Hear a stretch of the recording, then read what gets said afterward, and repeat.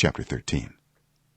If a prophet or one who foretells by dreams appears among you and announces to you a sign or wonder, and if the sign or wonder spoken of takes place and the prophet says, let us follow other gods you have not known, and let us worship them, you must not listen to the words of that prophet or dreamer. The Lord your God is testing you to find out whether you love him with all your heart and with all your soul. It is the Lord your God you must follow, and him you must revere.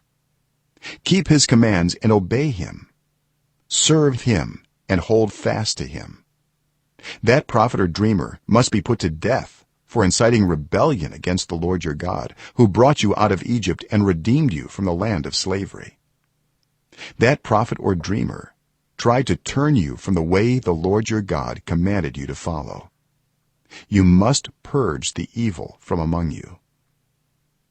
If your very own brother or your son or daughter or the wife you love or your closest friend secretly entices you, saying, let us go and worship other gods that neither you nor your ancestors have known, gods of the peoples around you, whether near or far, from one end of the land to the other, do not yield to them or listen to them.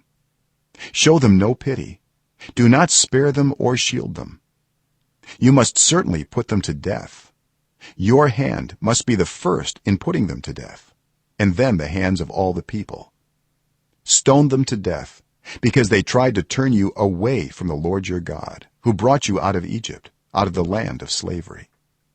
Then all Israel will hear and be afraid, and no one among you will do such an evil thing again. If you hear it said about one of the towns the Lord your God is giving you to live in, that troublemakers have arisen among you and have led the people of their town astray, saying, let us go and worship other gods you have not known, then you must inquire, probe, and investigate it thoroughly. And if it is true, and it has been proved that this detestable thing has been done among you, you must certainly put to the sword all who live in that town. You must destroy it completely, both its people and its livestock. You are to gather all the plunder of the town into the middle of the public square and completely burn the town and all its plunder as a whole burnt offering to the Lord your God. That town is to remain a ruin forever, never to be rebuilt, and none of the condemned things are to be found in your hands.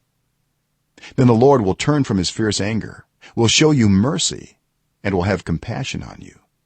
He will increase your numbers, as he promised on oath to your ancestors, because you obey the Lord your God by keeping all his commands that I am giving you today, and doing what is right in his eyes.